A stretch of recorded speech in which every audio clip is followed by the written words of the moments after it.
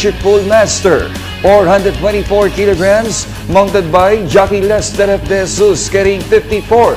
This one is from the stable of Big Boss James, Anthony Rabano, Mang Ruben Tupas and trainer, the Esguerra Farms and Stud Income Breeder, served by low profile out of Pinay, Pero number 1, Worshipful Master. 6, that is Bayabel, 440 kilograms, skippered by jockey Jonathan Vasco Hernandez, carrying 53. Owner, the Bell Racing Stable, Mr. Donato Donny Sorda naman ang trainer, Mr. Elmer Tomas De Leon naman ang breeder. He's added up out of Tocqueville, ang lahi number 6, Bayabel. Next on your screen now, that's the favorite entry number 4, Batang Manda, 479 kilograms. Rider, Papi Dilema, carrying 54. Owner and breeder, former SILG attorney Benjamin Abalos Jr., Claudio Jojo Angeles and trainer, served by Ultimate Go, Laro Pause left, number 4, Batang Manda. Horses for the 2024 Piracom PCSO Grand Derby. Worshipful Master best to begin, not the outside, every sweat counts. Batang Manda in third position, then followed by War Chief, Bayabel still somehow, and High Dollar is running up the tail of the field. And it's still Worshipful Master, Batang Manda, Bayabel is on the outside. Worshipful Master, Batang Manda keep on fighting it out for the leader. Bayabel in third position as the field turns for Roma. Worshipful Master refuses to give up. Batang Manda the outside, Bayabel. Worshipful Master, Batang Manda the outside, Bayabel. It is still Worshipful Master, Batang Manda giving the final burst of energy, but it's still Worshipful Master back to 3 lengths lead. And finally, Worshipful Master, Bayabel, Batang Manda, High Dollar is still somehow War Chief, and every sweat counts. Dito na tayo sa race number 1, panimula na winner take all. Races 1 to 7, 1,400 meters ang distansya rito. Isang 2-year-old maiden race na may 5 numero at 5 rin na mga kalahok dito. Dito sa panimula na winner take all, palagay ko medyo angat sa grupo. Batak sa laban, numero 1 Sunset Beauty. Bukod kasi sa napakainam nung takbo nito sa 1,200 meters sa distansya, kaya lang sa vicious barrier niya, 1.13 sarado, malayo itong tinalo si Flamengo Das. At nung tumakbo naman to sa 1,400 meters na distansya, paglalabanan nila ngayon, dumating tong pang-4 kila Heartfelt, Joint Venture at Easy Money. At yung natitirang kalahok dito, nakatakbo pa lang sa novato run nila sa 1,200 meters na distansya. Hindi pa lang nating alam kung may buti. Itong numero 4 Tasha, hindi maganda naging salida nito sa gate. Pagbukas sa aparato, dumamba to, kaya hindi natin alam kung may buti to, dahil hindi naman natin pwede pagbasihan yung naging tiyempo niya sa laban niya na yon. Ito namang numero daw sa Unforgettable at number 5 Waltzing Matilda, may parang 16.4 to sa novato at barrier nila. At wala pa rin tayong masyadong pagbabatayan dito dahil unang takbo pa lang nito sa 1,400 meters na distansya ngayon. Pero baka subukan din nila Manila sa race na to. Tingnan nyo na lang sa bentahan. Dahil panimula to na winner take all, kung kursunado nyo, sama nyo lang din sa mga diskarte nyo. Okay po, thank you. At sa race number 2 naman ang panimula ng Pick 6, races 2 to 7, 1,200 meters naman ang distansya rito na may 6 na numero at 6 din na mga kalahok dito.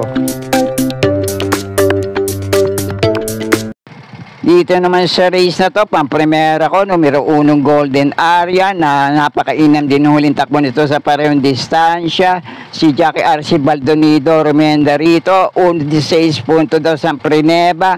Nung nasigundo to kay Avalon Bandit. At may ilang laban pa rin to sa parehong distansya. Nasigundo to kay Professor Jones. Nasigundo rin to kay Golden Buzzer. At minsan din tong nasigundo kay Real Equity. At ang panigundo at pandersero ko naman dito, may mga naitalaring maiinam na tiyempo sa mga dating laban nila. Depende na nga lang kung sino ang nalabanan. At ang panigundo ko naman dito, malaki din yung chance sa makapa nila. At kung mailalaban lang, numero 4 Smarty Jazz. May dating takbo to sa parehong distansya. Dumating ng pang-4 kay Flywheel, Snow White at Nawasin Yana. At may minsan din itong takbo na nasigundo naman to kay Top Jose.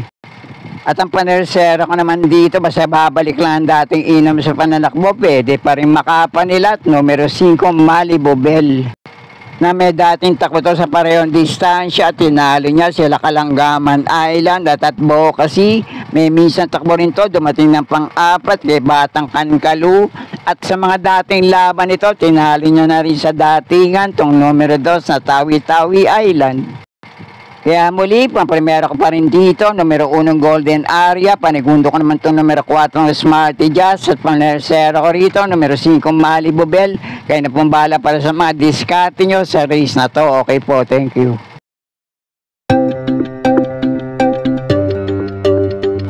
At dito naman sa race number 3 ang panimula ng Pick 5 races 3 to 7, 1,200 meters din ang distansya rito na may 6 na numero at 6 din na makalahok dito.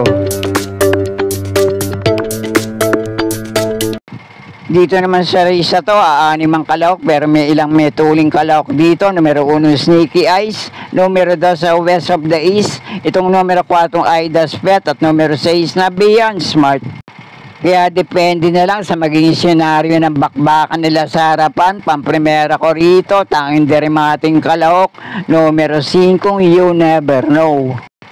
At yung 4 na kalahok naman dito na pare-pareho may tulin, pwede pa rin makapa nila. Depende na lang sa diskarte nila sa harapan. Pero panigundo ko rito, numero 2 sa West of the East at panersero ko naman dito, numero 1 Sneaky Eyes.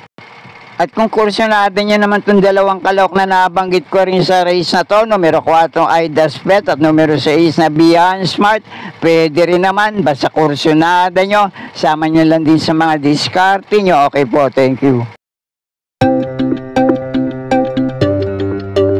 At sa race number 4 naman ang panimula ng Pick 4, races 4 to 7, 1,200 meters ang distansya rito na may 6 na numero at 6 din ang mga kalahok dito.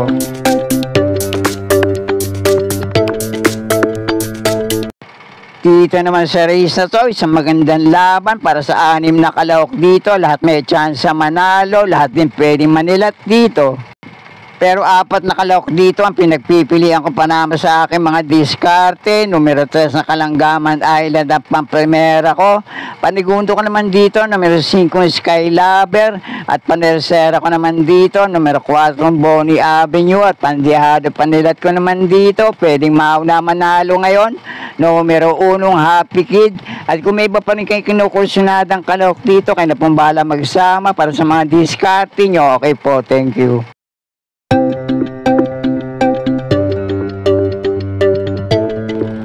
At nasa race number 5 na tayo, 1,200 meters ang distansya rito na may 6 na numero at 6 din na makalahok sa race na to.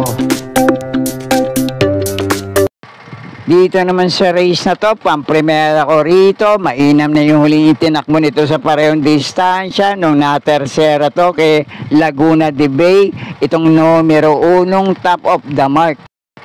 Panigundo ko naman dito, may tuling kalahok, pwedeng mauna manalo ngayon kapag muling nakabandera sa race na to, pwedeng tumapos ng karera, numero 3 na Taipan 1. At yung 2 kalahok pa rin dito na kayang-kayang manilat sa grupo na to, numero 2 na Lightning Bolt at numero 4 Adorable Felicia. Diskartehan na lang din sa remate, sa bayang bulusok sa meta. Okay, kaya na pong bahala para sa mga pili, kursyonada at para sa mga diskarte nyo sa race na to. Okay po, thank you.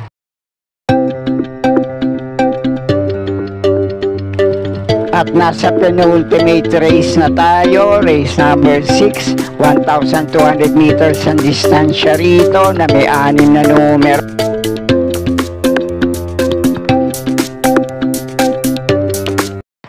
Dito naman sa race na to, aanim ang kalahok dito, pero palagay ko pagandaan na lang ng kondisyon at kung sino muling mailalaban sa race na to, malaki chance manalo at makapanilat din dito. Yung dalawang kalahok dito, may inam yung mga huling takbo at nagtala rin na may inam na tiyempo nung laban nila sa ganitong distansya. Numero 5 Golden Buzzer at numero 6 na Noble Promise. At yung dalawang kalahok naman dito, medyo mababa na sa grupong lalabanan ngayon. Kaya lang, hindi pa rin nagpapakitang gilas. At kung muling mailalaban sa race na to, malaki din ang chance ang manalo. Itong numero 2 sa Sound of Silence at numero 3 na Star of the Future. Ito namang numero 1 Iris, depende na lang kung mailalaban dito. At kung nasa magandang kondisyon, may pinakamainam na tagong prebang naitala sa dating laban niya, 1-14 sarado.